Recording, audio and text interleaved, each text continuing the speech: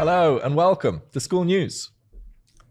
So analytics is here, everybody. Let's go. So now you can see the health of your community over time. And I'm going to show you what this looks like. So if you click settings and you're the admin of a group, you will see this new dashboard here. Wow. Right? And what we're going to do today is walk you through, what these analytics are, what they mean. We're also going to show you some examples of some real data from some real groups to show you, what it looks like if a group's growing, kind of flat and shrinking, and what good looks like.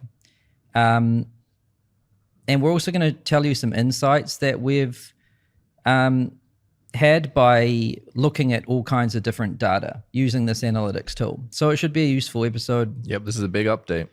Yeah, so this is the new dashboard, and the first view you've got is your members. Here you can see the total members you've got and a chart which is monthly. So you can see in October you had 52 new, 197 existing, 38 churned. Churned just means people who left the group. So even a free group will see this if people leave. And so this is just purely members over time in your group. Then I'll show you this one later. It's a little bit more sophisticated. But then you've got your MRR, which you're already used to seeing a number. What's my MRR right now? That's what this number tells you. But then you can see it over time. So I can see in October, I got $50 new, upgrades 23, existing 194, downgrade 0, churn $30. Nice. So this also works for the new tiers features. If you have upgrades, they'll show. If you've got downgrades, they'll show. So it factors in everything. And you can see your MRR over time if you just hover over it. And we've got all the data going back like 12 months. Let's go. Then you can also see your cash flow, which is a really useful feature, because if you hover over a month, you can see if you've got one-time payments, it'll break it out, because one-time payments aren't a part of MRR. You can also see your annual subs, because an annual sub is divided by 12 and added to MRR, but you collected all of that cash today, right? So it shows up in your cash flow here. So I can see my annual subs for the month of October were more than the total of my monthlies. Yep. And before we would only show MRR, so you wouldn't see the annual or one-time payments that you got for cash flow. And then you can see your your affiliates. So how much money went out to affiliates, $26, fees, refunds, disputes. You can see all of it here, total cash flow. This is a super useful view. Yep. Especially for people that have a lot of annuals or a lot of one-time or a lot of affiliates. This is a critical view, really. I'll show you unit economics later because it's a little bit more sophisticated. Your conversion rate. Ooh. So when we show you this number up here, which is what you're used to, that's looking at the last 30 days now, right? So over the last 30 days, my conversion rate for my About page is 7%. But then I can see it day by day for the last 30 days. Whereas before you could just see it once off. Yeah. And what I've kind of learned by looking at a lot of these is if you have a small amount of traffic and signups, which I think a lot of people do, conversion rate is very volatile day to day, right? So if you have, not that much traffic, not that many signups, and you're trying to make like optimization decisions like About page and stuff, and you're looking at like daily or even weekly data, it's not very wise. Yeah, yours fluctuates from 0% to 14%. Or 16%, or even 45% on that day. So really, you should, if you've got a small amount of data, you need to wait a decent amount of time to see if that change is meaningful. But then we've also got here, so by default we show you last 30 days, but if you click this, we'll actually show you over the last 1 year. Insane. And if you hover here, you can see how many visitors came to your About page, which is traffic, and the conversion rate each month, right? So you can look back in time too. And maybe you look back and you're like, hey, what was I doing that month? I had a lot of traffic. Or what was I doing that month? I had a lot of conversions. Yeah, so you can look back in history, which I think is very useful. Very useful. You could only see back 30 days, right? 7 or 30 days before. So yeah, this is pretty huge. And then that dotted line in November means that we're halfway through the month, so it's not finished. Yeah. Any dotted line is a partial month. And also partial months tend to be a bit lower because they haven't had as much time for things to aggregate. So if your partial month for conversion is down a little bit, I wouldn't even worry that much about it. Got it. Because it will move up. Then you've got your free trials too. So here I can see this chart looks a little strange because in these months I wasn't doing free trials, right? But you can see here I had 19 free trials in March with a 31.6 conversion. So, I could save based on this. Maybe my conversion rate's around 30, yeah, I'd just say 33-ish%. So that's pretty cool. And then we've got retention. So we used to show you churn. It said churn on your dashboard. With the introduction of tiers, it doesn't make a lot of sense to look at churn anymore. Retention makes more sense purely because it can be positive. Like here, my retention is like 102% basically. That can't happen when you just look at the number churn. And I'll show you how this happens. So this month, last month in October, I had $23 of upgrades, $11 in reactivations. And a reactivation, by the way, is somebody who was a paying member, churned and left, and then came back and joined again, right? So reactivations, downgrades, and then churn. So you can see if you sum my upgrades and reactivations, that'll come to what, $34? And my churn was 30. So I've got more, I'm retaining more than 100% of my revenue. Yes. Right? So this factors in all of that. Yeah, churn is just when someone goes from paying to not paying at all, $0. Whereas now that there's downgrades, you can't just show churn because if someone downgrades, you still want to see that, but it's not churn. Yes. And if someone downgrades from a paying price to 0, that's actually measured as churn because going from a paid amount to 0 is considered churn, but going from a higher paid amount to a lower paid amount is considered a downgrade. Yes. Yeah. So yeah, you'll notice that for some of the metrics, we have the current month, like members, and it's dotted. But for others, like MRR, we don't. Like we've only got October. This number up here is showing you what your MRR currently is. All of these numbers are basically what they currently are. But MRR, if we are to show the current month, we actually have to do some projections. So we can't just show you what it currently is. We'll add that in later. But yeah, if you're wondering why do we sometimes see the current month and sometimes not, but these up here are what you're used to seeing from your dashboard before. Yep. And so I think that covers the basics. You better upgrade, Arden. Help me out with my expansion revenue.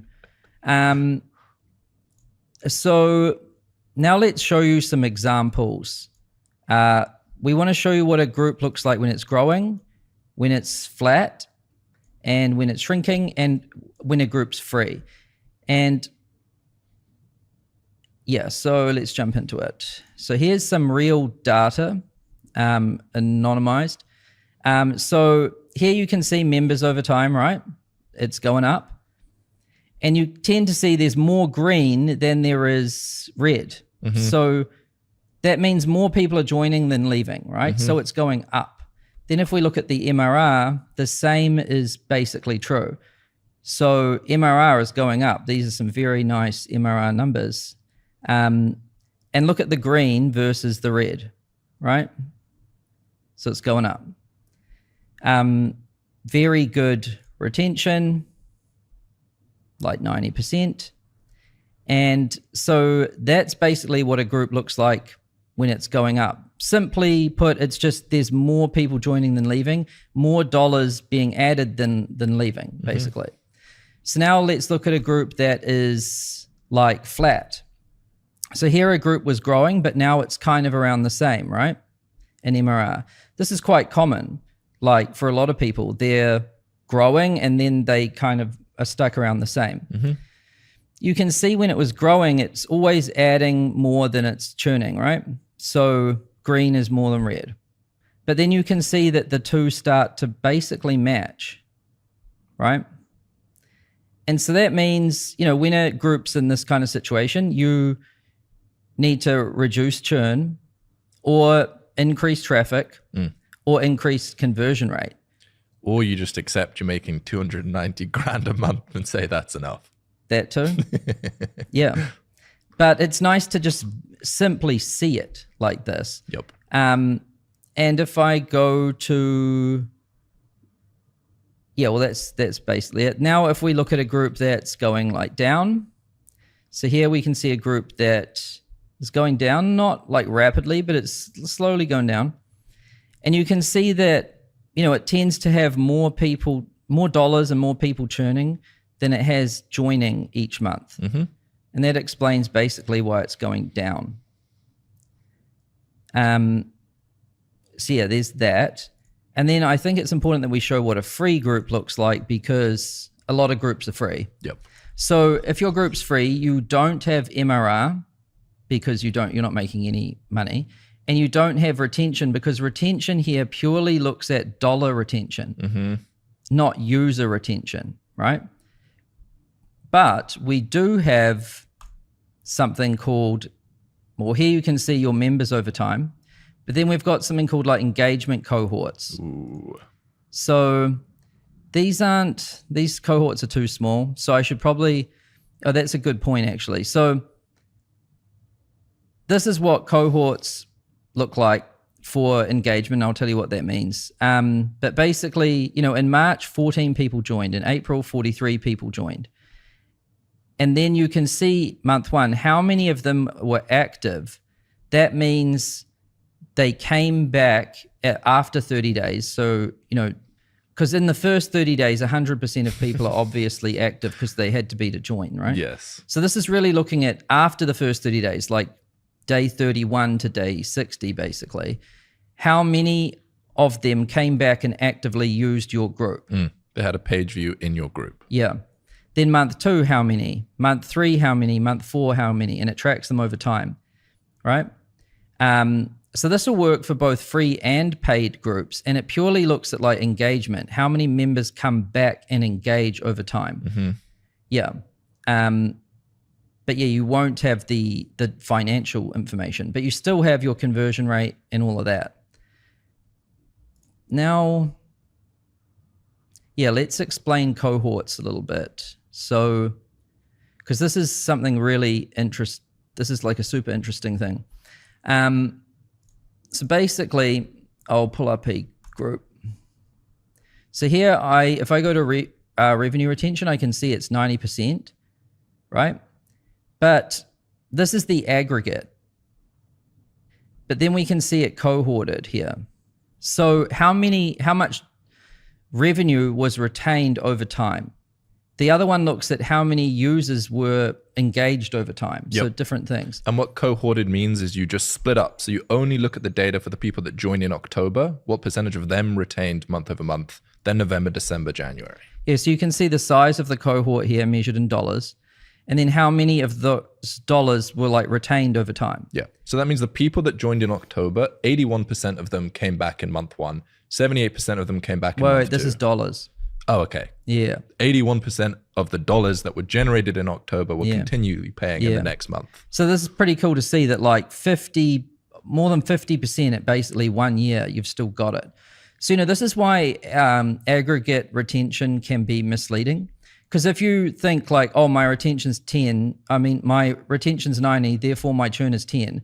So after 12 months, 120% of my revenue's gone? So I'd be at zero. Yep. But that's not the case. Here you can see that like 50% of the revenue is actually there at month 11, month 12. Mm-hmm. So why is that these two numbers don't line up? Well, it's because the churn is steeper in the first few months. So you can see here that maybe like 25% of revenue is churned in month one. Yep. So, your month one churn is 25, but your aggregate's 90. Mm-hmm. It's because it's all blended. But you can see here in between like month 10 and month 11, almost nothing churns. Yes. So that's why the aggregate view can be misleading. and why it's so, with subscription revenue businesses, recurring revenue, long timeframes are critical, because if you don't stick around for if you don't run the thing for a year, you don't get that kind of retention. Yeah, that makes sense. Because the people that stick really stick, and most people who churn rapidly in the first 30 to 90 days, right? Yep. And this is basically what we see across the board, is that churn is always highest in month 1. So the most people who generally churn in the first month, then the second, and then the third. But then after 3, which is 90 days roughly, it flattens. So you can see that here, 25% lost there in the first month, 15% lost in the second. Yep. 6%. Then it's only 6% here, but then look how flat it is. Yeah, it's like 3%. It goes from 47 to 48. So it's basically, it's basically flat after month 3. So if you can keep someone to month 3, they pretty much stay for a long time. And that's what we've seen pretty much across the board. That's a common thing. So it's the first 30 days are critical, and really it's the first 90 that are key. And that when people stick, they really stick, if you've got a good group. So yeah, that's how you can kind of understand cohorts. So I explained aggregate versus cohorted. I kind of explained flattening. That's, if you were to imagine like a curve, like it's going down, but then does it flatten? So that's an important thing to gather. If your cohorts aren't flattening, then you've got an issue. And so maybe we should look at the group that's shrinking and look at their cohorts. So this is a good comparison, right? So by month 12-ish, they've got like 7%. Whereas this example has 55. Wow. But in month 1, this one loses 25-ish%, but this one loses similar, right? So you see the difference? Yeah. So this one isn't really flattening. It kind of is, but not really. Whereas this one really is. Yeah. And that's also why this one's green, by the way, and this one looks more red. So we did something pretty cool with this coloring, actually. So we looked at all the groups on Skool, all of them. And we found the average revenue retention in each month, like month 1, month 2, month 3, month 4. And then what we do is we color these cohorts based on how you compare to the platform average. So it's like a light shade of green if you're about average.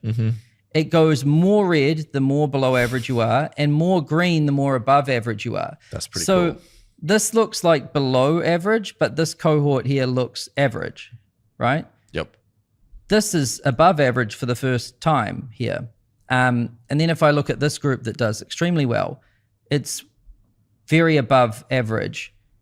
It's great. Yep. But what's interesting is it's average at the start, sometimes even a little below average, and then it really shines in its longer term retention. Yeah, that's pretty cool. So yeah, the groups that tend to keep compounding and keep growing have long-term retention dialed, even though they might share the same kind of short-term retention as other groups, right? Yep. So that long-term retention is key.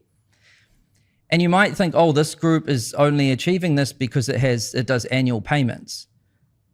Annual can certainly help with long-term retention, but what's interesting about this group is it actually does none. Yeah. It's 100% monthly. Yep. Yeah. There is no annuals in here at all, which is crazy. Yeah, that's crazy.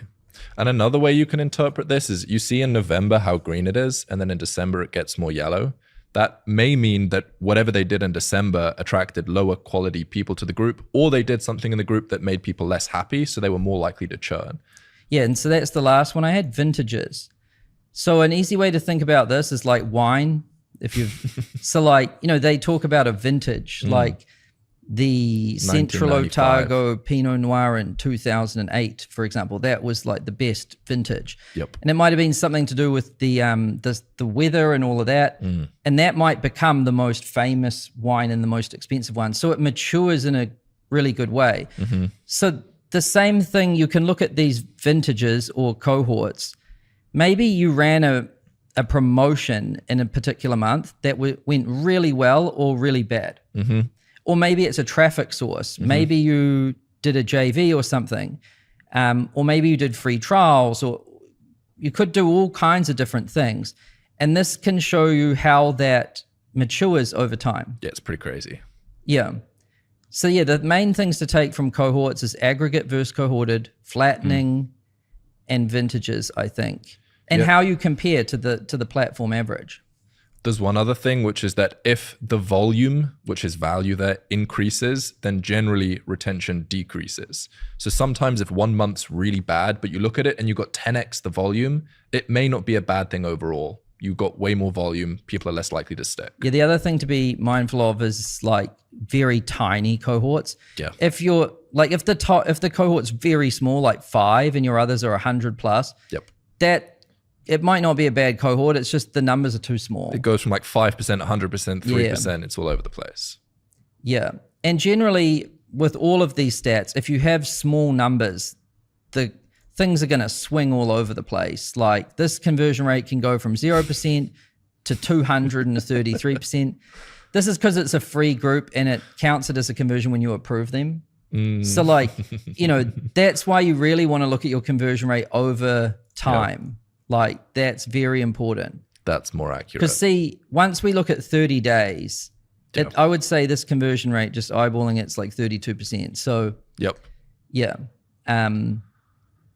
Be careful if you're looking at days and you've got small amounts of traffic. Because I have seen some people say, oh, I changed this on my about page and then my conversion rate went down and then I panicked and changed it back. And it had been hours or something. Yeah. You need like a month for most people. But these numbers will look more like sane when you have more traffic. Yeah.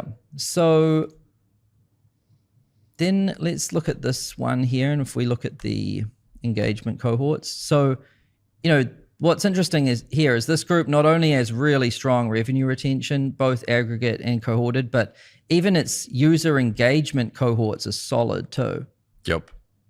Yeah. Again, the only month that looks slightly worse is December, which is similar to the revenue. So maybe people churned because they're not engaging. Yeah. So one way to think about this too, to make it simple, is like, imagine how many like apps you download, like a free app from the App Store or something, or a website you visit, or even a YouTube channel that you subscribe to. How often are you still actively watching the videos or using the apps or using the website 1 year after you did that? Yeah, very Probably small. not. It's, And so here you can see that like 40-ish% of people are still actively using the thing. That's insane. 1 year after they joined, which is very, very good. Very rare for the internet in general, it feels like. How many times you watch a YouTube video and you never watch that creator ever again? It's very common. And also these stats just get so much better with time because, you need, if you've only been doing this for a month, you won't even have a cohort. So time is important, and it gets super interesting looking at these stats once a group has been running for a year or something. So I think we explained all of that. Insights. So we kind of covered this. Most people churn month 1. That's the steepest churn most of the time. Then followed by month 2 and then month 3, but then things flatten. This is what we see across the board.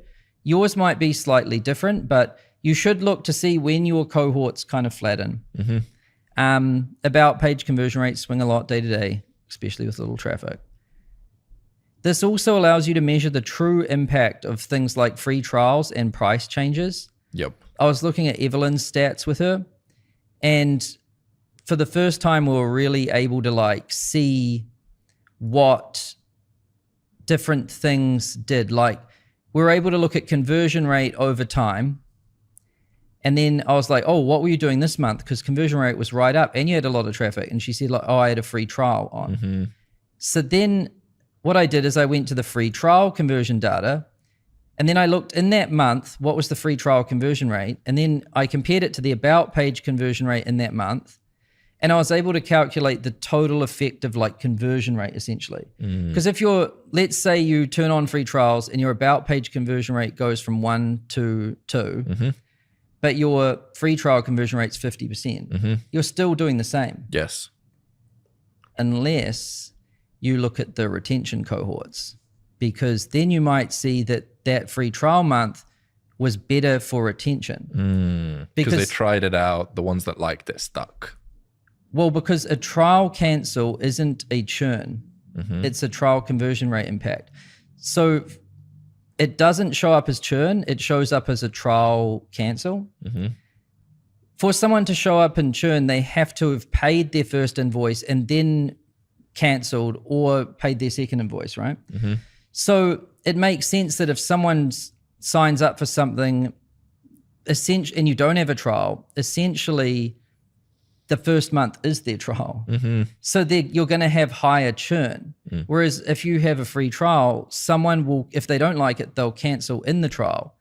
So if they stick, they like it. So therefore their retention is better. And so we were able to calculate for Evelyn that the free trial really worked for her, because it's a blend of all these things. You've got your about page conversion rate, your free trial conversion rate, and your revenue retention. Yep. But I think in Evelyn's case, even not looking at the cohorts, she was still up. Like she got more total conversion having the trial than not. And then when we looked at the cohorts, it was, oh, absolutely, you should do this. Yeah. So now for the first time, you can actually like really drill into this. Very cool. Yeah. And also price changes, trials, all of it. You can look back over time. This last 1 year thing's quite interesting. Then, yeah, this is Analytics V1. So we wanted to give you guys basic analytics first. Done. So this allows you to do all the basic things you should do. Like members, MRR, conversion, retention, engagement, cohort of view aggregate, plus cash flow. Oh, I haven't shown unit economics. Yep. Okay, that's a big one. So unit economics here. So this is a little bit more complicated, but whatever. So there's two things, ARPU and LTV. So average revenue per user is ARPU, average revenue per user, ARPU. LTV is lifetime value. People tend to obsess a lot about LTV in this business. I do think really ARPU is more important. Yeah, LTV means the total amount that someone's going to pay you across the time that they're a customer. Yeah. And ARPU will generally be your price. The only time it might differ is if you've had all kinds of different prices or if you have tiers. And also kind of if you have annual, because there might be a lower price to pay annually. So that's your average revenue per user. And for Skool, we've got $9 and we've got $99. And then there's a blend of these, and our average revenue per user is somewhere in between those. It's like average revenue per user per month. Yes, it's monthly. Yeah. This can be really useful for things like ads. And yeah, like if you're trying to run paid advertising at scale, this can be super useful. Also for just more mature business people or nerds or whatever. Or just people that want to flex. It's useful because say you're spending $100 to get a customer and your average revenue per user is $50, then you know that it'll take you 2 months to make your money back. Yeah. Unless 100% of them churn in month one. Yeah. Which you can find out with your retention cohorts now. Yeah. So I think we covered everything. Yeah. So this is Analytics V1. The next version of this, V1.5, we're going to show you some more stuff on engagement. Specifically, we're going to show you here, like, there's going to be another tab here called engagement, and it's going to show you your active users over time. So how many people are coming back and using your thing over time, as well as the total number of posts, comments, likes, and things you get each month. So you can see active members trending over time versus total, and then activities those active people are taking over time. It's like the metrics tab that we have at the moment, just on steroids. Yeah. Very useful for free groups and looking at engagement. We'll also, maybe, we'll see how we go. We might show you some projections for like the months, for things like MRR and retention. We could show a current month in dots, kind of like what we do here, and it would be projected. So based on some fancy math and things we do, we might be able to project how much revenue you'll make and what your retention will be based on how many days into the month you are. And as you get more days into the month, we'll be able to predict with more accuracy what it might be, which I think will be quite useful for people. So that'll be 1.5. And then V2 is the beast, which is the traffic sources and That's gonna attribution. Be insane.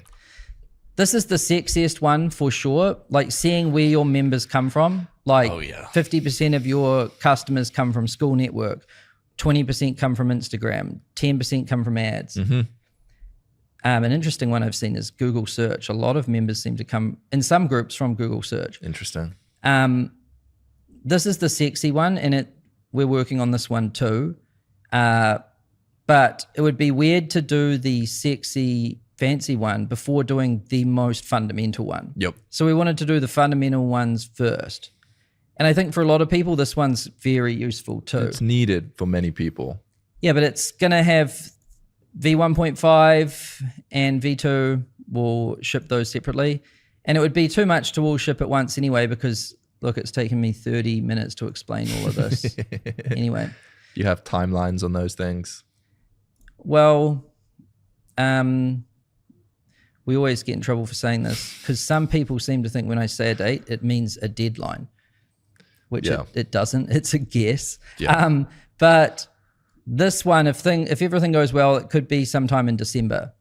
And this one we would probably have ready to ship before the end of the year, but I don't know if we will because it's right before the break, and that's never a good time to ship something. Yep.